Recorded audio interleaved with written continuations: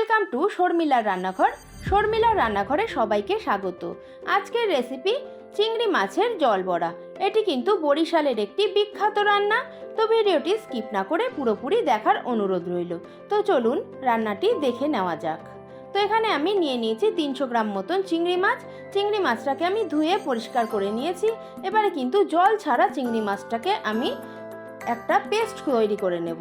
তো আমার পেস্ট তৈরি করা হয়ে গেছে। এবার আমি এর মধ্যে দিয়ে দিলাম পরিমাণ মতন নুন, পরিমাণ মতন হলুদ গুঁড়ো, আর দিয়ে দেব পরিমাণ মতন লঙ্কার গুঁড়ো। তো এখন আমি পেস্টটাকে কিন্তু ভালোভাবে মেখে নেব। এখন আমি 1 চামচ সর্ষের তেল দিয়ে দেব। সর্ষের তেল দিয়ে আমি কিন্তু আবারও পেস্টটাকে ভালোভাবে মেখে নেব।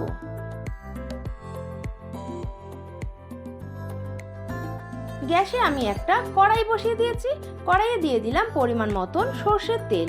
সর্ষের তেলটা গরম হয়ে গেলে আমি এর মধ্যে দিয়ে দিচ্ছি 2টো শুকনো লঙ্কা, আর দিয়ে দেবো গরম মশলা। আমি নিয়েছি দারচিনি, এলাচ আর লবঙ্গ। এটা দিয়ে আমি কিন্তু একটু ভালোভাবে নেড়েচেড়ে ভেজে নেব। তো দেখুন আমার কিন্তু ভাজা হয়ে গেছে। এবারে আমি একটা পেঁয়াজ বড় সাইজের কুচি করে রেখেছিলাম, সেই পেঁয়াজটা এর মধ্যে দিয়ে দেব।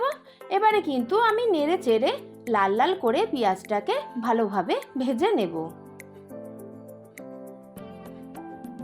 তো দেখুন আমার পেঁয়াজটা কিন্তু ভাজা হয়ে গেছে।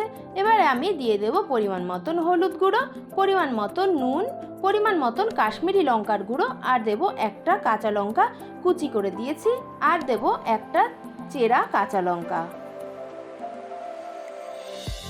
এখন আমি দিয়ে দেব 1 চামচ আদা রসুনের পেস্ট।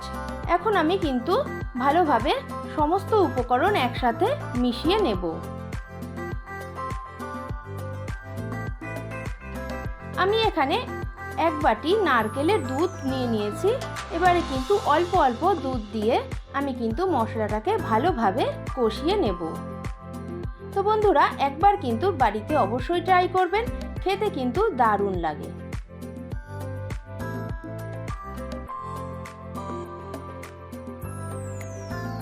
এখন আমি দিয়ে দেব পরিমাণ মতন চিনি। দেখুন আমার কিন্তু মশলা থেকে তেল ছেড়ে দিয়েছে। এখন আমি যে বাদবাকি দুধটা ছিল সেটা কিন্তু দিয়ে দিলাম, আর দিয়ে দেব ওই বাটিরই 1 বাটি জল। একটু নেড়ে চেড়ে নেব। নেড়ে চেড়ে কিন্তু আমি একটু ফুটতে দেব। তো দেখুন ফুটে উঠেছে। এবারে আমি যে চিংড়ির পেস্টটা তৈরি করে রেখেছিলাম ওটা থেকে ছোট ছোট বল করে এখানে ছেড়ে দেব।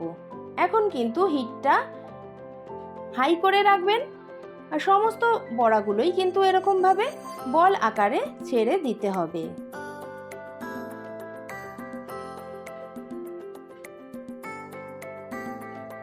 তো আমার সমস্ত বড়া কিন্তু ছাড়া হয়ে গেছে। এবার এখানে আমি 2টো কাঁচা লঙ্কা আরও দিয়ে দিলাম। এবার আমি ঢেকে 10 মিনিট রান্না করে নেব। তো দেখুন আমার 10 মিনিট হয়ে গেছে। এখন কিন্তু আমি ঢাকাটা খুলে নিচ্ছি। একটা খুন্তির সাহায্যে কিন্তু আমি খুব সাবধানে একটু নেড়ে চেড়ে নেব।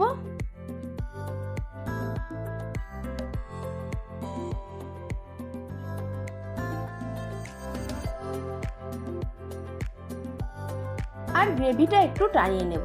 এখন আমি এর মধ্যে 1/2 চামচ গরম মশলা অ্যাড করলাম। গরম মশলা অ্যাড করে আমি কিন্তু একটু নেড়ে চেড়ে আমি এটাকে নামিয়ে নেব। তো বন্ধুরা তৈরি হয়ে গেল কিন্তু আমার চিংড়ি মাছের জল বড়া। তো আমার রেসিপিটি যদি ভালো লাগে অবশ্যই একটা লাইক কমেন্ট করে দেবেন, আর যারা নতুন বন্ধু আছেন তারা কিন্তু অবশ্যই সাবস্ক্রাইব করে পাশে থাকবেন। সবাই ভালো থাকবেন, সুস্থ থাকবেন। আজ এই পর্যন্তই। দেখা হবে কিন্তু নতুন কোনো ভিডিও নিয়ে।